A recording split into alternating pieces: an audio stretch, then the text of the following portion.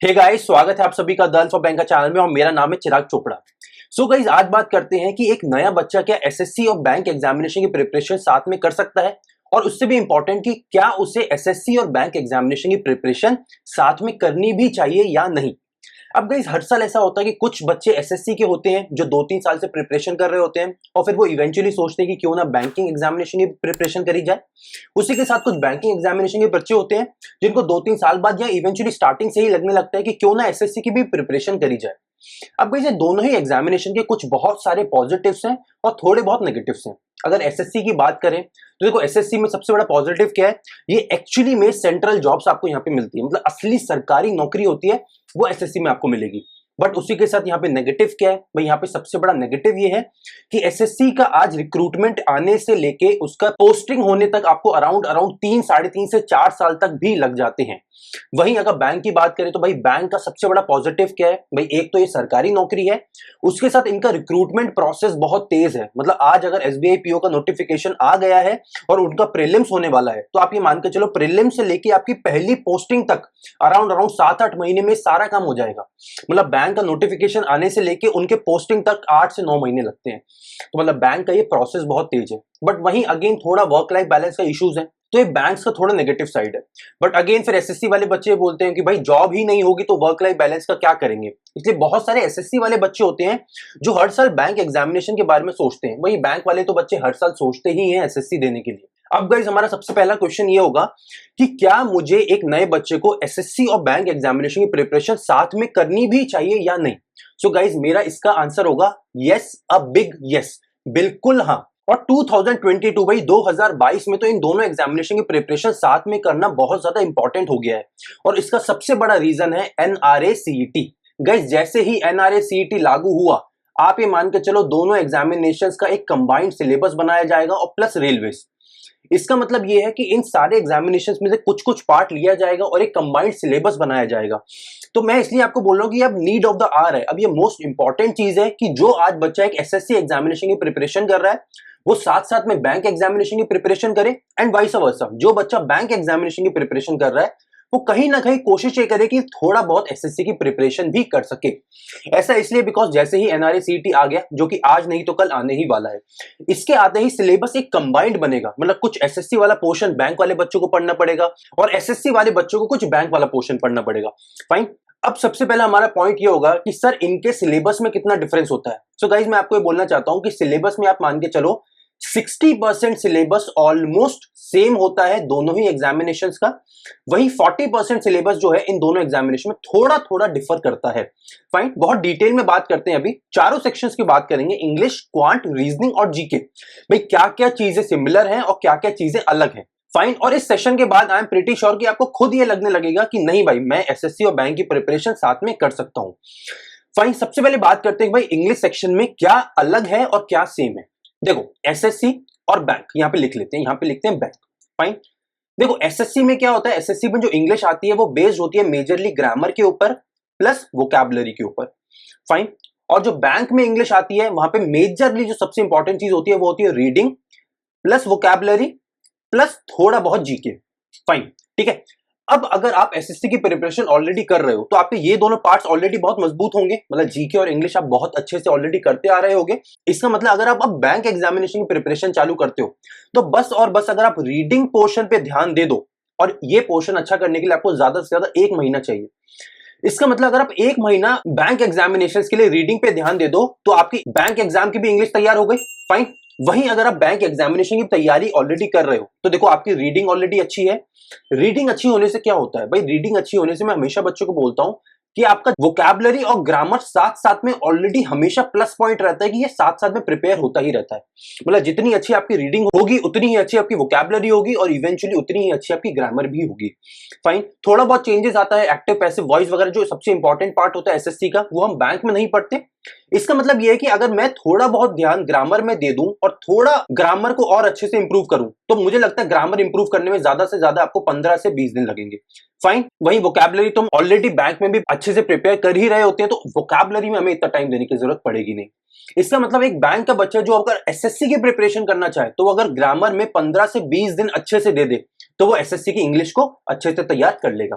Fine, इसका मतलब देखो ज्यादा डिफरेंस नहीं है एग्जामिनेशन में, थोड़ा थोड़ा डिफरेंस है। और देखो कंबाइंड कॉमन चीजें कितनी ज्यादा है, इसमें भी ग्रामर वोकैबुलरी आती है, इसमें भी ग्रामर वोकैबुलरी आती है। भाई रीडिंग पार्ट एसएससी में भी आता है, भाई इसमें भी रीडिंग कॉम्प्रिहेंशंस मिलेंगे आपको। बट होता यह है कि भाई जो बैंक के रीडिंग कॉम्प्रिहेंशंस होते हैं उसके जो इंग्लिश का लेवल होता है वो हाई होता है, वही जो एसएससी का रीडिंग कॉम्प्रिहेंशंस होते हैं वो थोड़े सिंपल होते हैं।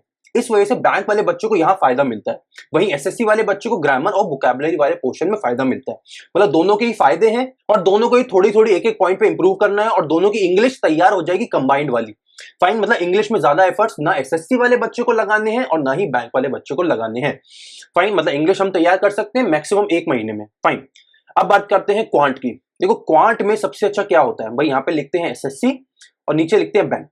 देखो एसएससी वाले बच्चे का सबसे बड़ा फायदा क्या होता है, एसएससी वाले बच्चे का सबसे बड़ा दोस्त होता है क्वांट में अरिथमेटिक। एक एसएससी वाले बच्चे को घोट घोट के अरिथमेटिक पढ़ाई जाती है, भाई सारे फॉर्मूलेज उसको याद होते हैं, सारे शॉर्टकट्स उसको याद होते हैं, उसकी कैलकुलेशन स्पीड अच्छी होती है और उसका कॉन्फिडेंस बहुत अच्छा होता है। मतलब एक एसएससी वाले बच्चे का अरिथमेटिक वाला पार्ट बहुत अच्छा होता है अनडाउटेडली। और हमने हमेशा देखा है क्वांट में जो आजकल पूछा जा रहा है वो ये कि भाई आपको कम से कम 10 क्वेश्चन तो प्रीलिम्स में ही देखने को मिलते हैं, और मेंस का तो छोड़ दो, मेंस में तो बहुत अच्छा पोर्शन आता है जो डायरेक्टली अरिथमेटिक पे बेस्ड होता है। फाइन, मतलब एसएससी वाले बच्चे अगर बैंक एग्जामिनेशन की प्रिपरेशन करेगा तो उसको क्वांट में ज्यादा मेहनत की जरूरत नहीं होगी।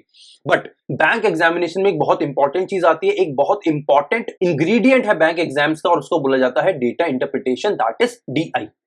अब एसएससी वाले बच्चे के लिए डीआई बिल्कुल नई चीज है। अब वो कितने भी फॉर्मूले पढ़ के आए, कुछ भी पढ़ के आए, बट डीआई में अगेन उसको 1 महीने से लेके 1.5 महीने का टाइम देना ही पड़ेगा। फाइन, मतलब इसका मतलब अगर आप एक एसएससी वाला बच्चा हो तो आपको बैंक एग्जामिनेशन की क्वांट तैयार करने में 1 से 1.5 महीना लगने वाला है। फाइन, मतलब 1 से 1.5 महीना दोगे अच्छे से डेडिकेटेड होके तो आप एक एसएससी वाला बच्चा बैंक एग्जामिनेशन के लिए पूरी तरह तैयार हो जाएगा। वहीं अगर एक बैंक एग्जामिनेशन वाले बच्चे की बात करें तो देखो यहाँ पे आपको बहुत मिसलेनियस टाइप के क्वेश्चंस देखने को मिलते हैं। For example simplification, approximation, number series, quadratic equations, ये वो पार्ट्स हैं जो आपके मेंटल स्ट्रेंथ को अच्छा करते हैं और आपके कैलकुलेशन पार्ट पे आपका कॉन्फिडेंस और इंप्रूव करते हैं। फाइन, इसके साथ डेटा इंटरप्रिटेशन। डेटा इंटरप्रिटेशन में क्या होता है, हो ना हो आपने अरिथमेटिक चाहे बिल्कुल ही कभी क्यों ना पढ़ी हो, पर 3-4 पोर्शंस ऐसे हैं, 3-4 चैप्टर्स ऐसे हैं जो आपको पढ़ने ही पड़ते हैं। For example ratio and proportion, percentages, averages, profit and loss, मतलब ये कुछ बेसिक चीजें हैं जो आपको पढ़नी पड़ती हैं। इसका मतलब अगर एक बैंक एग्जाम का बच्चा है वो थोड़ी सी तैयारी और ज्यादा कर ले अगर अरिथमेटिक की, तो वो एसएससी के लिए पूरी तरह तैयार हो जाएगा। समझे उल्टी चीज क्या है, हमारा अरिथमेटिक पे फोकस थोड़ा कम होता है जब हम बैंक एग्जाम की प्रिपरेशन करते हैं। इसका मतलब अगर मैं अरिथमेटिक पे 1-1.5 महीना दे दूं तो मैं एसएससी के लिए भी तैयार हो जाऊंगा। फाइन, मतलब एक एसएससी वाले बच्चे को भी 1 से 1.5 महीना लगने वाला है और एक बैंक एग्जाम वाले बच्चे को भी 1 से 1.5 महीना लगने वाला है। इसका मतलब यहाँ पे दोनों का ही फायदा है। और देखो दोनों एग्जाम्स में सिमिलैरिटी कितनी ज्यादा है, 60, 70, 80% तक क्वांट का सिलेबस आपका सेम है। यहाँ पे 2-3 नए चैप्टर्स ऐड हो जाते हैं एसएससी में, लाइक ज्योमेट्री, ट्रिग्नोमेट्री, बट उसमें भी अगर आप थोड़ा भी टाइम दोगे और बेसिक समझ लोगे, बिकॉज मुश्किल नहीं है वो चैप्टर्स। भाई ज्योमेट्री और ट्रिग्नोमेट्री दोनों में बस और बस फॉर्मूला बेस्ड है, थोड़ा सा दिमाग और मैक्सिमम फॉर्मूला लगाओ, आपका काम हो जाएगा। तो डरने की जरूरत नहीं है, बैंक और एसएससी वाला बच्चा दोनों एग्जाम्स की प्रिपरेशन कर सकते हैं, हमें यहाँ पे ये भी समझ आ गया। अब बात करते हैं रीजनिंग की। अब रीजनिंग में क्या होता है, बैंक वाला जो बच्चा होता है ना उसको बहुत ज्यादा पॉजिटिव चीजें देखने को मिलती हैं, वहीं एसएससी वाला बच्चा जो होता है उसको थोड़ी ज्यादा मेहनत यहाँ पे करनी पड़ती है। बिकॉज क्या होता है, बैंक एग्जामिनेशन में जो रीजनिंग पूछी जाती है ना वो बहुत हाई लेवल की होती है, वहीं एसएससी में थोड़ी सी लो लेवल की या मॉडरेट लेवल की मान सकते हैं, बट बैंक में हाई लेवल की पूछी जाती है। तो बेसिक सिमिलैरिटीज बहुत ज्यादा है यहाँ पे, जितने भी मिसलेनियस टॉपिक्स आते हैं ना बैंक में वो सारे के सारे आपको यहाँ पे एसएससी में भी देखने को मिलने वाले हैं। Blood relation, direction sense, inequalities, syllogisms, coding decoding, मतलब ये बेसिक जो मिसलेनियस वाले टॉपिक्स होते हैं ये दोनों एग्जामिनेशंस में आते हैं। बैंक एग्जाम में जो एक एक्स्ट्रा चीज पूछी जाती है और बहुत भर भर के पूछी जाती है वो होता है पजल्स। आप जब भी किसी एक एसएससी वाले बच्चे से बात करोगे ना तो वो हमेशा बोलेगा कि भाई मैं बाकी सारे सेक्शंस की तैयारी कर सकता हूं बट रीजनिंग की तैयारी नहीं कर सकता, बिकॉज रीजनिंग में बैंक में पजल्स पूछे जाते हैं। अब अगर कोई भी एक एसएससी वाला बच्चा किसी बैंक एस्पिरेंट से बात करेगा तो उसको ये समझ आएगा कि भाई पजल भी आप 1 से 1.5 महीने में बहुत इजीली तैयार कर सकते हो। भाई इतना मुश्किल कुछ नहीं। भाई सबसे इंपॉर्टेंट बात, चलो मुश्किल हो भी तो भाई असंभव तो नहीं है, इम्पॉसिबल तो नहीं है।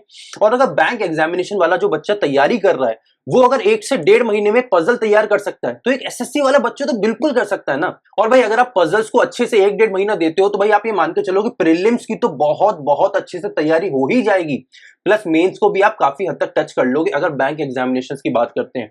देखो रीजनिंग में बैंक वाले बच्चों को तो ऑब्वियसली बहुत बड़ा प्लस मिलता ही है, बट उसी के साथ एसएससी वाले बच्चे भी अगर 1 से 1.5 महीना लगाते हैं तो वो अच्छे से तैयारी कर सकते हैं। और मैं अगेन बोल रहा हूं एनआरए सीईटी आने वाला है, इस तरीके से कुछ कॉम्बिनेशन बनेगा सिलेबस का कि बैंक वाला पोर्शन एसएससी वाले बच्चों को पढ़ना ही पड़ेगा। तो क्यों ना आज से ही चालू करो, और क्यों ना आज से ही पजल में डेली के डेली 1 घंटा भी दोगे तो आपका काम हो जाएगा। तो क्या चाहिए आपको भाई, बैंक प्रिपरेशन करना चाहते हो 1 घंटा दो डेली, पजल बनाओ और तैयारी आपकी हो जाएगी। फाइन, मतलब बैंक वालों को पॉजिटिव है और एसएससी वालों को 1 से 1.5 महीना लगने वाला है उनकी रीजनिंग तैयार होने के लिए। फाइन, आखिरी सेक्शन की बात करते हैं जीके। अब भाई जीके में देखो अनडाउटेडली जो एसएससी वाला बच्चा होता है और बैंक वाला बच्चा होता है, इनमें ना डिफरेंसेस थोड़े ज्यादा होते हैं। भाई एसएससी वाला बच्चा जो होता है ना वो स्टैटिक पोर्शन बहुत ज्यादा पढ़ता है, भाई हिस्ट्री बहुत ज्यादा पढ़ता है, ज्योग्राफी बहुत ज्यादा पढ़ता है, पॉलिटी बहुत ज्यादा पढ़ता है। मतलब क्या होता है, एसएससी की जो जीके आती है वो मेजरली लूसेंट से कवर होती है। लूसेंट करके एक बुक आती है, एसएससी वाले बच्चे लूसेंट से पढ़ते हैं। वही जो बैंक एग्जामिनेशन में जीके पूछी जाती है वो थोड़ी हटके होती है और वो मेजरली करंट अफेयर से आती है। इसके साथ ही साथ बैंकिंग अवेयरनेस होता है, प्लस स्टैटिक आता है, बट स्टैटिक का पोर्शन ज्यादा नहीं होता, 5 से 10% स्टैटिक आता है, बस उतना ही आता है। ठीक है, तो इसका मतलब एसएससी वाले बच्चा अगर बैंक की प्रिपरेशन करता है तो उसको सबसे ज्यादा मेहनत यहाँ जीके के सेक्शन में करनी पड़ेगी। और सेम उल्टा भी, बैंक वाला बच्चा अगर एसएससी की प्रिपरेशन करता है तो उसको वो पूरी की पूरी लूसेंट की बुक पढ़नी पड़ेगी। भाई पूरी हिस्ट्री, ज्योग्राफी, पॉलिटी, जितने भी अलग अलग चैप्टर्स होते हैं उसको सब कुछ पढ़ना पड़ेगा। मतलब ये एक ऐसा टॉपिक है, एक सेक्शन ऐसा है जहां पे आपको दूसरे एग्जामिनेशन की प्रिपरेशन थोड़ी ज्यादा करनी पड़ेगी। बट अगेन भाई बैंक एग्जामिनेशन में जीके प्रीलिम्स में पूछी ही नहीं जाती, वो डायरेक्टली मेंस में पूछी जाती है, और वो भी बस आखिरी के 6 महीना। मतलब एसएससी वाला बच्चा चाहे तो भाई वो आराम से प्री क्लियर करने के पहले पहले मतलब 6 महीने के आसपास तक अगर तब भी करंट अफेयर्स उठाएगा तो उसका काम हो जाएगा। वही बैंक की अगर प्रिपरेशन कर रहे हो तो मैं आपको बोलूंगा कि लूसेंट की बुक बाय कर लो या उसका पीडीएफ कहीं से मिलता है तो ले लो और उसके बेसिक चीजें पढ़नी चालू करो। भाई बेसिक चीजें क्या है, जैसे इंडियन हिस्ट्री, ग्लोबल हिस्ट्री, इसके साथ पॉलिटी, ज्योग्राफी, सिविक्स, मतलब बेसिक बेसिक चीजें जो आप ऑलरेडी स्कूल में पढ़ते आए हो, बट आपको हो सकता है उतनी चीजें याद ऑब्वियसली नहीं होंगी, तो थोड़ा रिवीजन भी हो जाएगा आपका। बट अगेन एसएससी का एग्जामिनेशन मुश्किल नहीं है गाइज। मैं बहुत सारे लोगों को जानता हूं जिन्होंने इन दोनों एग्जामिनेशन की प्रिपरेशन साथ में करी और दोनों एग्जामिनेशन क्रैक भी करी। मतलब सबसे पहले उनका एसबीआई पीओ निकला और उसके बाद उनको एसएससी भी क्रैक हुआ और अच्छी पोस्ट पे है आज वो। एसएससी का एक सबसे बड़ा ड्रॉबैक ये होता है कि एसएससी की जो पोस्टिंग्स होती हैं बहुत लेट होती हैं, बहुत डिले होती है। मतलब अगर आज आप टीयर 1 का एग्जामिनेशन देते हो तो आपको अराउंड 2.5 से 3 से 3.5 साल तक लग जाएंगे उसकी पोस्टिंग आते आते। उसके बीच में बच्चा क्या सोचता है कि जल्दी से बैंक एग्जामिनेशन क्लियर करता हूं, एक जॉब ले लेता हूं, एक जॉब सिक्योरिटी होगी, उसके बाद डिसाइड करेंगे भाई एसएससी में जाना है या नहीं जाना है, या उसका रिजल्ट हमारे फेवर में आ भी रहा है या नहीं आ रहा है। बट इवेंचुअली इन दोनों एग्जामिनेशन की प्रिपरेशन साथ में करना अब नीड ऑफ द आवर है, अब बहुत ज्यादा जरूरी हो गया है। अगर आपकी बात करें 2022-23 की बात करें, देखो कल मैं लाइव सेशन में भी यही बात कर रहा था आप लोगों से कि 2022-23 ना आप लोगों के लिए गोल्डन अपॉर्चुनिटी है। गोल्डन इसलिए बिकॉज ये वो साल है जब भर भर के वैकेंसीज आने वाली हैं गाइस। जब एसएससी प्लस बैंक और प्लस रेलवेज की वैकेंसीज ऐड हो जाएंगी तो आप सोचो आपको अब हजारों में वैकेंसीज नहीं मिलेंगी बट लाखों में वैकेंसीज मिलेंगी, और अब आपको चूज करना रहेगा कि लाखों में आपको वैकेंसीज कहां डिसाइड होना है। भाई तो अब अच्छे से मैं तो ये बोलूंगा डेडिकेटेड प्रिपरेशन करो, प्रॉपर फोकस के साथ, कंसंट्रेशन के साथ बस लग जाओ, बिकॉज ये एक साल ऐसा है, गोल्डन अपॉर्चुनिटी मिली है आप लोगों को और इस साल आपका प्लेसमेंट होना बहुत बहुत बहुत अच्छे चांसेस हैं। Fine guys, I am pretty sure कि अब आपके डाउट्स काफी हद तक क्लियर हो गए होंगे और आपको एक कॉन्फिडेंस भी मिला होगा कि नहीं मैं दोनों एग्जाम की प्रिपरेशन कर सकता हूं या कर सकती हूं। स्टिल अगर आपके कोई भी डाउट्स अभी मन में रह गए हैं तो नीचे कमेंट सेक्शन हमेशा आप लोगों के लिए खुला है, हमेशा आप लोग मुझसे कनेक्ट कर सकते हैं और मैं पूरी कोशिश करता हूं आपके हर कॉमेंट का रिप्लाई करने की। जरूर कॉमेंट करिए और अपने हर डाउट को क्लैरिफाई करिए। इसके साथ अगर आपको आज का सेशन पसंद आया then do like and share the session और अपने हर फ्रेंड के साथ, हर पीयर के साथ, हर कोचिंग सेंटर पे शेयर करो, बच्चों को बताओ कि उनको भी क्यों एसएससी और बैंक की प्रिपरेशन अब साथ में करनी चाहिए। Fine guys, see you in the next session. Signing off, my name is Chirag Chopra. Take care and keep preparing.